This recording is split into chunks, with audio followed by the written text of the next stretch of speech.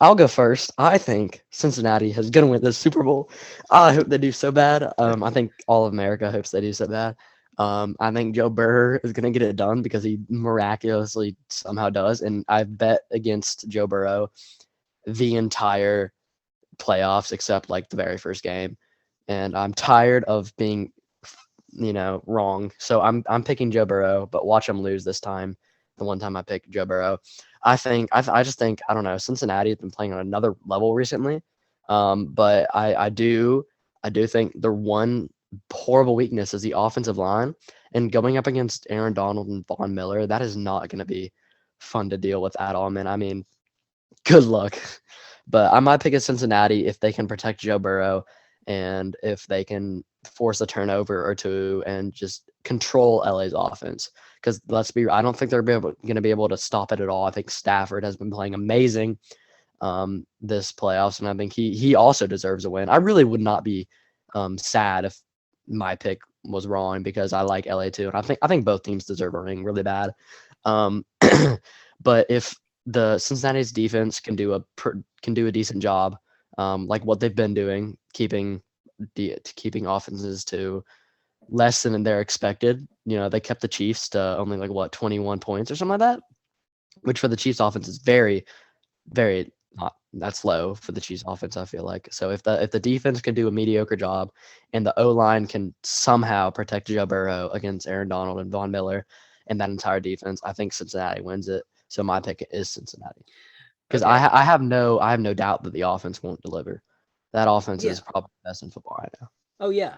And apparently, I mean, this obviously doesn't affect this season or anything we're having to talk about right now, but Rob Gronkowski is technically not retired yet. And he said that if he were to play with one quarterback, it'd be Cincinnati. So in the event that they do not win Yeah. the Super Bowl, I mean, I think they'll be back at some point.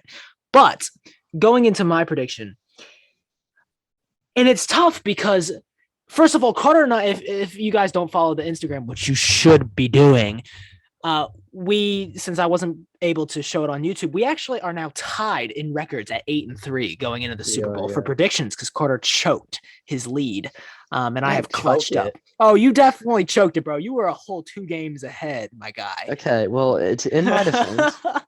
In my defense, it wasn't like I got blown out in any of the games. They were all one score games. So to be fair, it's not like I be out here, you know, picking. Yeah, you know what I mean. You know Yeah, what I mean. yeah, But Andrew did make a comeback. I started off 7-0, and now I'm here. yeah. Well, I we're now tied, and here's the thing that I have with this Super Bowl right now. I don't care who wins. I might be a Steelers fan, but I absolutely love Joe Burrow and Jamar Chase. I think this Bengals team is so exciting and young, and I'd love to see them win a ring, especially Joe Burrow, because everybody loves him, right? Um, however, at the same time, LA has all of these stars like Matthew Stafford, Aaron Rodgers. I mean, not Aaron Rodgers, Aaron Donald. Sorry, Odell, Cooper Cup, Von Miller again, Jalen Ramsey. Like I want all of these players to win a ring, like especially Odell and Matthew Stafford, bro. Like I want these players to win a ring so bad. So I would not. I know most of America is rooting for Cincinnati, but I personally would not mind either team I winning. I wouldn't think either. I think that it's a completely toss up. However, in regards to how I feel about the game emotionally, I just want to take a second to look at the pure statistics, and the Rams outmatched the Bengals in almost every single category. And that's not being like, over dramatic. I mean, that's just what it is. The Rams have a super team compared to the Bengals. The Rams, to me, and I've said this since the beginning of the season. I mean, to be fair, they did have what's his name, Deshaun Jackson before he left, but I said that the Rams were like the most stacked team in the NFL. I still think throughout all the playoffs, I think they are the best team. And now they're in the Super Bowl. And these players are hungry because remember, the Rams and Sean McVay didn't win last time they were in the Super Bowl. So they're hungry for a revenge game. I think personally, and I love the Bengals, dude, but I think they're going to get either A, it's going to be a close game and the Bengals win, or B, the Rams are going to shut them out because this Rams team is so much more dynamic in terms of offense. They're a powerhouse of a team, bro. And the Bengals O-line, first of all, I don't know if they can stop Aaron Donald. I really don't think they can. Their defense is underrated. Like the Bengals defense is underrated, but it is not.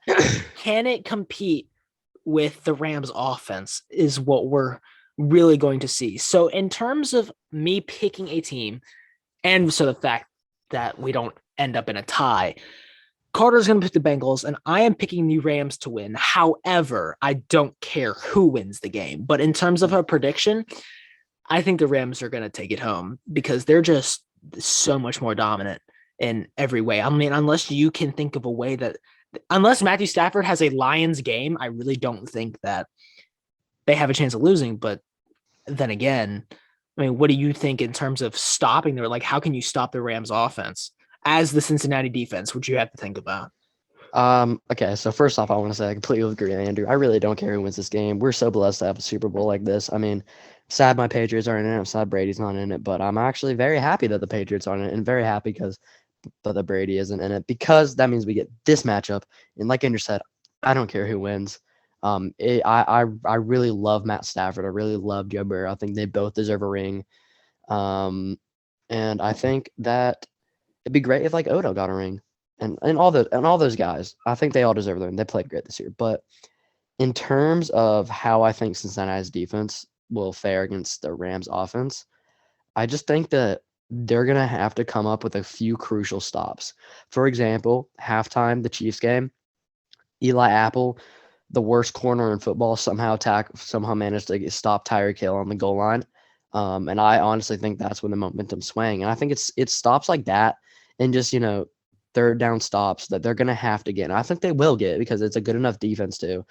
But like they have to be able to stop that offense. And the number one way to do that, I believe, is to just let your secondary play because Matt Stafford is pretty great under pressure. We know that.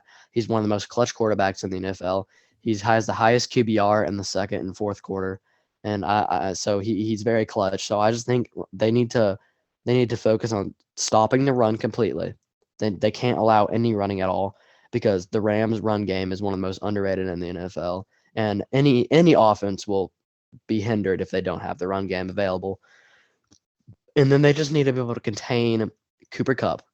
If they can contain Cooper Kupp and they have to force Odell Beckham and Van Jefferson to make plays, I think they have a chance. Because OBJ can make those plays, but not on the level that Kupp can. And Van Jefferson can make a play once a game, which I think they can allow one play a game if, but they can't allow Cooper Kupp like the Bucks did. They can't allow that, Yeah. Yeah. And I also think I want to go back to one of the points that you said about stopping on third downs and crucial, like momentum changing stops. We were sitting down here a week ago saying the exact same thing with the Bengals and Chiefs game, is that the Bengals were going to have to stop Patrick Mahomes in that high caliber offense. They didn't stop them at first, but the key turn, like you said, the swing of momentum, what really changed that game was like the 4 third down stops that the Bengals defense got in a row. And the difference is between the first half and the second half of that game, the Bengals defense showed up to play. They wanted to win, unlike the Bills defense. They came out there and showed that they're capable of stopping a high caliber offense. I think that's what the message was, like what the message came across as. And so if you get those crucial third down stops and you let Joe Burrow and his guys go to work on offense, I mean, they can definitely take it home because that's the same thing we saw against the Chiefs, and they ended up winning. To be fair, they have a god tier kicker in Evan McPherson, who I absolutely love. But it's just a matter of, I think I agree it's momentum based, but you also have to think like this has the potential to be a defensive game because if you get those stuff, like what you were saying, if the Rams get stopped on third down and the Bengals go to work, they still have to worry about the Rams defense, which is as scary as their offense. So you Yeah. said, so I asked you, how do you stop their offense? Now, how do you stop the Rams' defense, especially with that offensive line that the Bengals have? Yeah.